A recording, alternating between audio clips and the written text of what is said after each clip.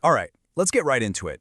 Today, we're going to talk about someone absolutely brilliant, Karen Horney. She was a psychologist whose ideas about, well, us and why we struggle are maybe more on point now than they have ever been. So, let me ask you something. Do you ever feel that constant gnawing pressure to be perfect? You know, that need to be the perfect student, the perfect employee, the perfect partner, the perfect everything? And it's just exhausting, right? Well, if you feel that, you are definitely not alone. And that's exactly what we're going to unpack through the work of Karen Horney. She was a total pioneer who gave us this incredible way of understanding why we so often end up chasing this impossible, perfect version of ourselves. Okay, so to really get her revolutionary ideas, you first have to understand the world that made her. I mean, her entire perspective was basically forged in conflict, both in her own home and in her professional life. So check this out. Born back in 1885 in Germany, Horney's life was all about pushing back against the grain. Her dad was this super strict sea captain, but her mom was much more encouraging. You can already see the tension there, right? And that really sparked her interest in how relationships work. She totally defied the norms of her time by going to study medicine, which was a huge deal for a woman back then. Later on, she moves to the US and makes this incredibly brave move to break away from the traditional, rigid psychoanalytic circles. This was her time to shine. And this is where she really earns that title of rebel. See, at the time, the biggest name in psychology was, of course, Sigmund Freud. And his focus was almost all on biology, on our inner drives. But Horney, she looked outward. She made this radical argument that our personality isn't just cooked up from our instincts. No way. It's shaped by our culture, our society, and most importantly, our relationships with other people. It was a complete game changer. So, by focusing on relationships, she was able to pinpoint what she believed was the core problem, this one fundamental feeling that sits right at the heart of pretty much all of our psychological struggles. And she called it basic anxiety. Now, this isn't just, feeling nervous before a test. This is something much deeper. It's this profound feeling of being isolated, of being helpless in a world that can feel kind of hostile. Horney traced this all the way back to childhood, especially when a kid feels unloved, unsafe, or just not appreciated for who they are. Okay, so if we're carrying around this deep, basic anxiety, what do we do about it?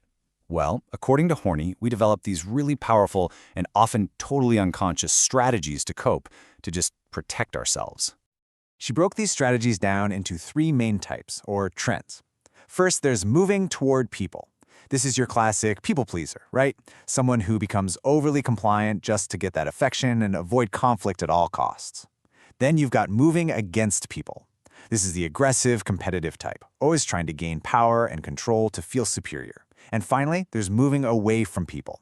The person who emotionally withdraws, who becomes a bit of a loner to avoid getting rejected or hurt. As I'm saying these, do any of them sound a little familiar?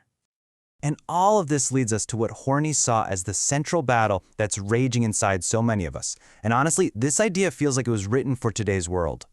It's the fight between your real self and your idealized self. So the real self, that's just you. Your authentic nature, your strengths, your flaws, your true potential, the whole package. But the idealized self, oh, that's that perfect, totally unrealistic image we build in our heads of who we think we should be. Just think about those flawless social media profiles or the crazy pressure of hustle culture.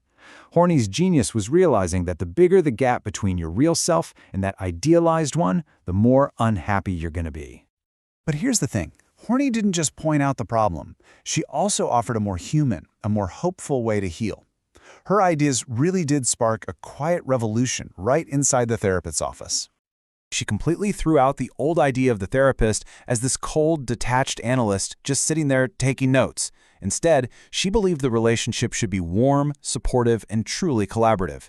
She was all for honesty and active guidance, and for focusing on the conflicts that are happening in a person's life right now.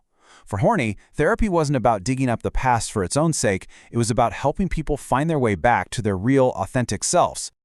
And this quote really sums it all up. The more you desperately try to live up to that perfect, idealized image, the more you lose touch with who you really are. And that right there is what leads to all the inner conflict and unhappiness. So that really leaves us with one last, really powerful question to ask ourselves. With all the pressures and expectations flying around every single day, which self are you nurturing? Are you pouring all your energy into that impossible ideal? Or are you taking care of the authentic, real you? Definitely something to think about. Thanks for joining me.